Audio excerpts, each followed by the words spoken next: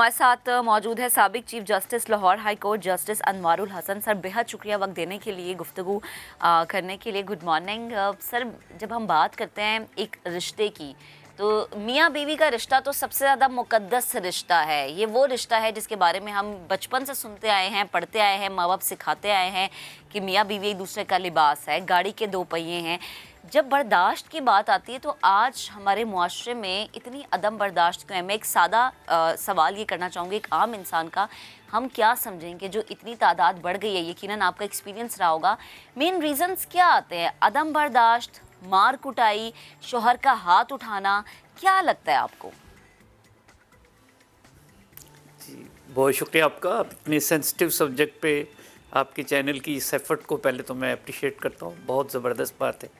सबसे बड़ा इस वक्त सुलगता हुआ सोशल इशू है जिस पे हम बात कर रहे हैं।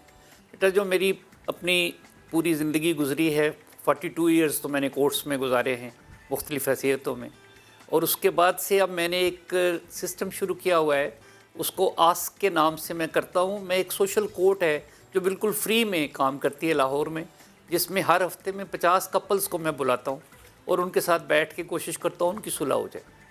तो ये जो सारा मेरा एक्सपीरियंस है, इसके नतीजे में जो बात सबसे पहले मेरे सामने आई वो ये है कि हम सब लोगों को जो इस सारे मौजू पे दुख होता है, तकलीफ़ होती है, इसकी जो मेन रीज़न है वो हमारी अना है। मैंने देखा है कपल्स को बेशुमार वजूहात हैं, बहुत सी वजह हैं। मैं अभी आपके साथ वो सारी शेयर कर सकता हूँ जो मेरी अपनी रिसर्च के मुताबिक वजूहात हैं, लेकिन नंबर एक वजह जो है वो ईगो है। अगर हम लोग अपनी ईगो को मैनेज करना सीख लें, अपनी ईगो के साथ उसको हैंडल करना सीख लें, तो शायद हम बहुत सी चीज़ों को अवॉइड कर सकते हैं अपने घरों में। एक बात जो मैं आपके साथ शेयर करना चाहूँगा आपके कैमरे की वसातत से, कि हम सब लोगों का जो एक्सपीरियंस है अपनी बीवी के अलावा या अपने खावंद के अलावा, वो सब लोगों के साथ उनके ड्राइंग रूम का एक्सपीरियंस है। बेटा, जो घरों के ड्राइंग रूम होते हैं वो घर की अक्कासी नहीं करते। हम लोग सिर्फ़ एक औरत को जानते हैं बतौर बीवी, वो हमारी माँ होती है, और हर बेटी एक आदमी को जानती है बतौर हस्बैंड, वो उसका बाप होता है। बाकी जितने लोगों से हम मिलते हैं वो मसनूई तरीके से मिलते हैं। अगर हम उनके करीब होकर देखें तो हम अल्लाह का लाख लाख शुक्र अदा करें, और हमें अपना ही स्पाउस जो है, अपना ही खावंद, अपनी ही बीवी, वो बाकी सब लोगों से अच्छी लगी। अब मैंने इस पर इतनी रिसर्च की, इतना लोगों के साथ बैठता हूँ, बच्चे आते हैं मेरे पास, बैठ जाते हैं आके, मैं उनकी मिन्नत समाजत करता हूँ।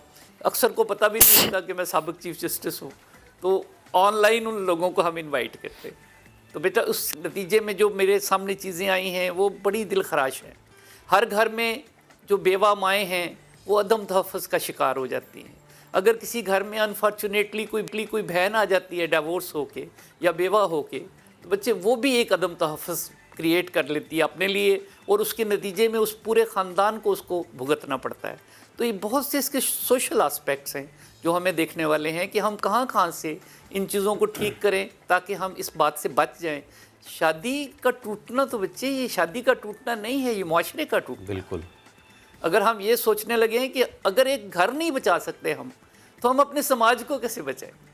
समाज तो बहुत ही बड़ी चीज़ है, लेकिन उसकी बेसिक इकाई तो हमारा घर है। अच्छा, अगर मैं अपने घर को ही तोड़ देता हूँ। जैसे साहब, ये मैं आपसे, जैसे कि आप खुद भी कह रहे थे कि you have been in the courts for 42 years, और आप माशाल्लाह से एक ऐसी तंजीम भी चला रहे हैं जिसकी ये काविश है कि जो आग लग जाती है इन रिश्तों को, उन पे थोड़ा पानी डाला जाए। मुझे बताइएगा, ये आग लगने की क्या क्या वजूहात अब तक सामने आई? एक तो आपने ऑब्वियसली ईगो का बताया, और कौन कौन सी वजूहात हैं? जैसे हमें ये लगता है कि एक्सपेक्टेशंस, अपने से ऊपर के लोगों को देख के एक्सपेक्ट करना, और फिर वही चीज़ अगर आके घर में डिमांड करना, लड़ाई झगड़े का वो सबब बनना। फिर एक बहुत बड़ा इशू ये भी है कि लिटरेसी रेट, आप कुछ भी कह लें, जो कौम पढ़ी लिखी समझदार नहीं होगी, वो चाहे जितनी अमीर हो जाए, उसके बाद चाहे जितना पैसा आ जाए, जब तक उसमें शऊर नहीं है तब तक इसी तरीके से चीज़ें टूटती रहेंगी। ठीक कह रहे हैं आप। सबसे बुनियादी चीज़ तो इंसानी समाज को चलाने के लिए शऊर ही है, तालीम है। लेकिन आप ये देखिए कि हम लोग किन बुनियादों पे शादियां कर रहे हैं बच्चों की। आप ये देखेंगे कि मेरा ताल्लुक़ पंजाब से है, और पंजाब में से भी मेरा ताल्लुक़ जेलम से है। इस सारे खित्ते में मैं एक चीज़ को नोट करता हूँ कि लोग एकदम से अपनी एमए पास पीएचडी बच्चियों की शादियाँ कर देते हैं उन मज़दूर बच्चों के साथ जो बैरून मुल्क वीज़ा रखते हैं अपने पास। اور وہ ایک بے جوڑ شادی ہے. اور جب میں نے دیکھا ان شادیوں کو قریب سے دیکھا, ان بچوں کو ساتھ ڈسکس کیا, تو ان کی پرسنالٹی میں اتنا بڑا تفاوت ہے. ایک بالکل ان پڑھ خاوند ایک اتنی پڑھی لکھی بچی کے ساتھ زندگی کیسے گزارے گا. کتنے لڑکے ہیں ہمارے جو صرف جہیز کے لالچ میں ایسے ایسے کمپرومائز کر کے شادیاں کرتے ہیں کہ اسی دن نظر آتا ہے کہ اس کا نتیجہ جو ہے وہ اچھا نہیں ہوگا. تو پہلا مرحلہ تو یہ ہے کہ ہم جب شادیاں کرنے کی بات کرتے ہیں, جب ہم رشتے جوڑنے کی بات کرتے ہیں, تو وہاں بیٹھ کے پیرنٹس کو, سماج پورے کو, رشتہ داروں کو, عزیزوں کو اس بات پہ غور کرنا چاہیے کہ ہم یہ جو رشتہ باندھنے جا رہے ہیں کیا یہ بے جوڑ شادی تو نہیں ہے. خدا نخواستہ میں لوگوں کی منت سماجت کر کے, ہر ہفتے میں نے بتایا 50 کپلز کو بٹھا کے ان کی منت سماجت کر کے ان کی صلح کراتا ہوں, لیکن اس کے باوجود میں نے 10 سے زیادہ طلاقیں کرائیں. ایک سٹیج آتی ہے شادی میں کہ جہاں پہ مجھے خوف آتا ہے کہ اب اس سے اگلا نتیجہ جو ہے وہ کسی کی جان جائے گی. یہ بچی خودکشی کر سکتی ہے, یہ اپنے بچوں کو مار سکتی ہے, یا اپنے ہسبینڈ کو مار سکتی ہے, یا ہسبینڈ اس کو مار سکتا ہے. تو یہ اس طرح کی شادیاں ہم اپنے سامنے کرواتے ہیں, دیکھتے ہیں. شادی کا عمل اتنا مشکل کر دیا ہے. اب دیکھیے میں ان چیزوں کی نشاندہی کر رہا ہوں, ٹائم تھوڑا ہے, کہ جن کو میں بہت سلگتا ہوا محسوس کرتا ہوں. ہم نے شادی کے عمل کو کتنا مشکل کر دیا, طلاق کتنا آسان کر دیا ہم. آپ کو پتہ ہے اس وقت پنجاب میں, جہاں میں چیف جسٹس تھا ہائی کورٹ میں, تو 15 دن کے اندر اندر ڈیورس ہو جاتی ہے خلا کی ڈگری.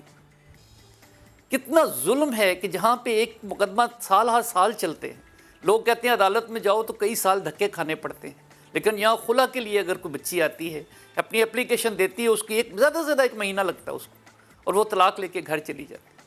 ایک بچی اپنے 6 کیس فائل کرتی ہے, حق مہر کا کرتی ہے, جہیز کا کرتی ہے, بچوں کی کسٹڈی کا کرتی ہے. سارے کیس جج صاحب پینڈنگ کر دیتے ہیں, سب سے پہلے اس کی طلاق کے کیس کا فیصلہ کرتے ہیں. بچے جس کو سب سے آخر میں فیصلہ ہونا چاہیے وہ سب سے پہلے فیصلہ ہوتا ہے. یہ اس وقت ہماری یہاں پریکٹس ہے. اور اس سے اگلی بات, جو بچی یا بچہ میرا جو کورٹ میں جاتے ہیں, سب سے بڑا المیہ یہ ہے کہ وہاں بیٹھے ہوئے جو بعض ہمارے منشی صاحبان ہیں اور وہاں جو ناتجربہ کار وکلا ہیں, وہ ایسی پلیڈنگز بناتے ہیں, ایسے دعوے دائر کرتے ہیں کہ اس کو پڑھ کے اس کے بعد کوئی گنجائش باقی نہیں ہے. میں آپ کو ایک پریکٹیکل مثال دے رہا ہوں اپنے لاہور ہائی کورٹ کی, اپنی عدالت کے ایک کیس کی, کہ سیکریٹریٹ میں ملازم میاں بیوی دونوں میرے پاس آئے.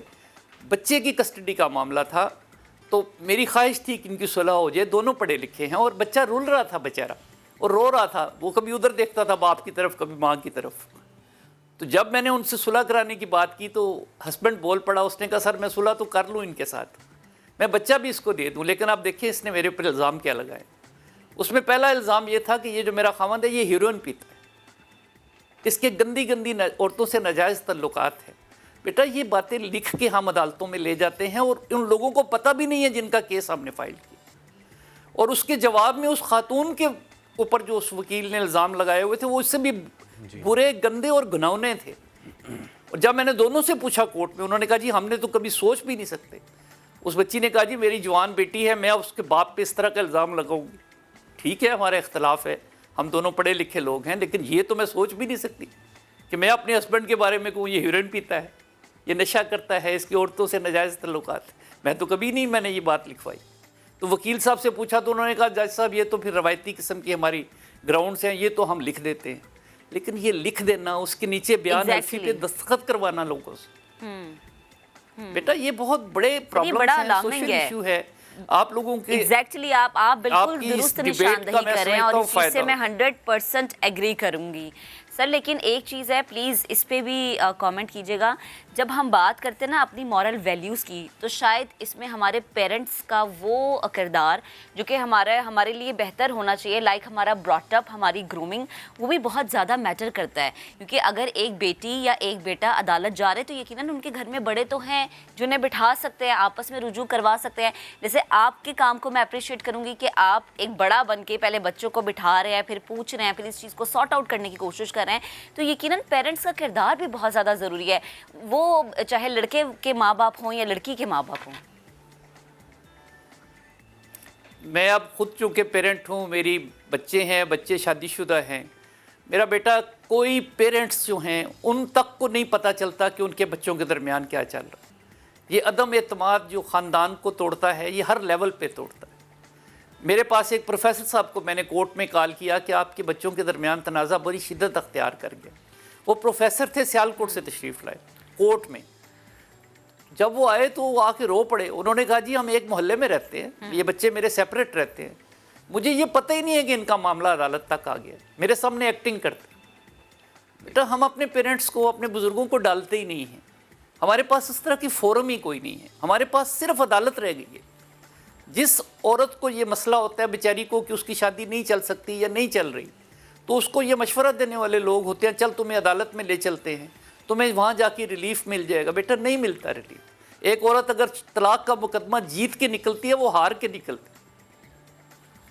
ये आपने मैंने इस पे बड़ी बहुत आम बात की। अगर कोई गौर- तलाक का मुकदमा जीत के निकले तो वो फिर जीत के नहीं हार के निकलता है। और ये दो लोगों को सोचने की ज़रूरत है कि उन्होंने अपनी दुनिया को इतना ज़्यादा एलियनेट कर दिया है जिस पे वो किसी और को इन्वॉल्व नहीं होने देते और किसी से सलाह मशवरा नहीं करते, क्योंकि दो दिमाग हैं, वो उतना ही लिमिटेड कैपेसिटी में सोच सकते हैं। इस्लाम भी हमें कहता है कि क्या ही अच्छा हो कि अगर चपकलिश हो तो फिर पहले ख़ुद सॉल्व करने की कोशिश करें, नहीं होता ब्रेक ले लें, अपने बड़ों को बिठाएं, उनसे बात कर लें, टाइम लें और इसको हल करने की कोशिश करें। जैसा बहुत शुक्रिया आपका, थैंक यू सो मच। आप इस काम कर रहे हैं और उम्मीद करते हैं कि ये जो आग लगती है रिश्तों में इसको किसी तौर ठंडा किया जा सके।